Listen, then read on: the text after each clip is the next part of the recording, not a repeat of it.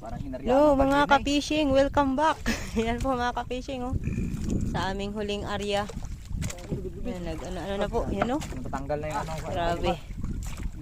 Matanggal ang hasang. Talagang sila, nagbuo-buo yung ano bangga. Ano baon? Yan oh. Iba, madali matanggal kasi bagong hamag. Yan. Yung mga ka-fishing. Yan, so medyo good ang aming paglaot ngayon mga ka-fishing. Kaso sinabit ni Daniel yung lambat na yun mga ka-fishing, kaya nabunit.